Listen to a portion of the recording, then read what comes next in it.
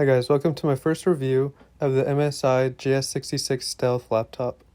In this review, I'll give you the rundown, the specs, and my honest opinions on this computer. With this being my first review, I would enjoy it if you would please leave a like if you have enjoyed. Again, thank you for watching and enjoy the video. For the specs of this laptop, the CPU can come up to a 10th gen Intel Core i9 processor. Mine is the i7 processor. For the displays, there are 4 different options, all at 15.6 inches. The first one is an Ultra HD 3840 by 2160 display. The next 3 are all 1920 by 1080 pixels. However, the main difference is the refresh rate. The first one and the highest one is 300 Hz. The second one is 240 Hz. And then the base model is 60 Hz. Mine is the 60 Hz model. For the graphics cards, it comes up to a NVIDIA GeForce RTX 2080 Super Max Q with 8 GB of GDDR6. However, my model is with the RTX 2060, and there is a middle lane with the RTX 2070. For memory, you could get up to DDR4 3200, 2 slots with a max of 64 gigabits. For storage, it comes with an SSD NVMe PCIe Gen 3. For the camera, it runs at 30 frames per second at 720p, and the keyboard is SteelSeries RGB backlit keyboard. The Wi-Fi is Killer Gigabit LAN, Wi-Fi 6, and it has Bluetooth 5.1. For ports, I'm happy to say that this comes with a headphone jack, one RJ45, an HDMI that runs at 4K 60 Hz, a Type-C Thunderbolt 3, a normal Type-C Gen 2, and 3 USB-A Gen 2s. The battery on this is pretty big at 99.9 watt hours. The charger to charge it is a 180 watt slim adapter, which is pretty slim.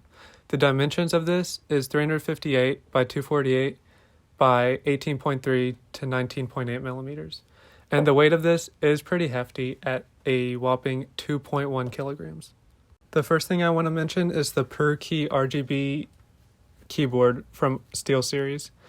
They have a wide variety of different options, ranging from Aqua, Aurora, Chakra, the default, None, Disco, Drain, Freeway, Plain, and Rainbow Split. I'll let you look at them right now.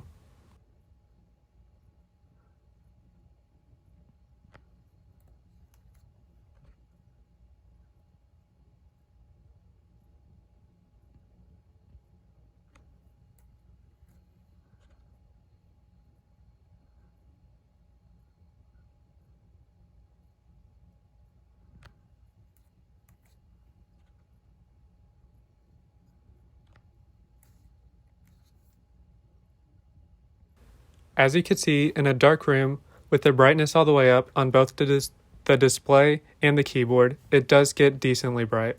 However, it is not the brightest thing ever. However, I think it will do just fine for the normal person.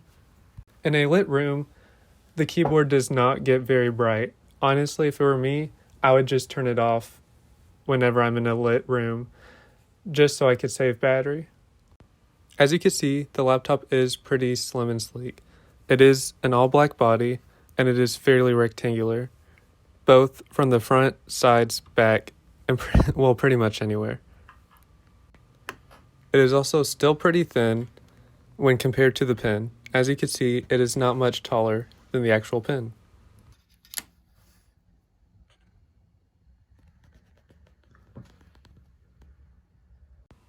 A highlight of this laptop is the amount of ports it gives you. It gives you a good amount of ports, including headphone jack, HDMI, and Ethernet port. I wasn't expecting it to have an Ethernet port because of how thin it is. However, I think it is a nice addition.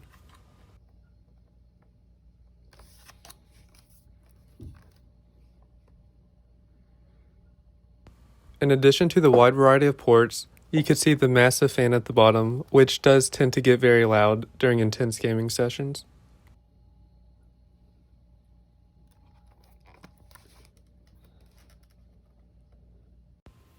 As you can see here, the display does get pretty dim. However, it does not get pretty bright. I wouldn't let this deter you from buying it, however, because it is still bright enough for pretty much any room that you're in. The MSI gives you 3 sets of speakers, 1 by the display and 2 below the keyboard. They do get pretty loud, however they are not the best sound quality, so if you're looking for a good sounding laptop, I do not think that this is for you. A small thing that I do really love about this laptop is the trackpad that they give you. It is pretty large, really precise, and feels really good while scrolling and doing everyday tasks. While the laptop is pretty thin, it still is pretty hefty and decently hard to carry with one hand. I was struggling a little bit here. And comparing it to my hand, it is a 15.6-inch display, so it is still pretty large and could be a pain to carry around sometimes. A cool thing to note is that this does come with Windows Hello, which is pretty fast if it does recognize you. Recently it has been running into some troubles, excuse my Kim Block picture, however, it is still really good. Overall, I would say if you have the budget for this laptop, it is a pretty good buy.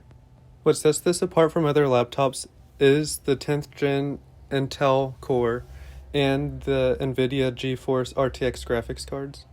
This makes it perfect for gaming and for productivity if you're in college like me. However, it does come with a few drawbacks given the weight, the size, and the type of display. If you want a better display, like a Quad HD display, I would suggest looking at another laptop. But if you just want something to game on and to do casual tasks on it, like everyday tasks, then this is a really good laptop given that you could get up to a 300 Hz display. Another drawback is the price, where it is a little on the pricier side. However, if you do end up getting this laptop, you will not be disappointed at all.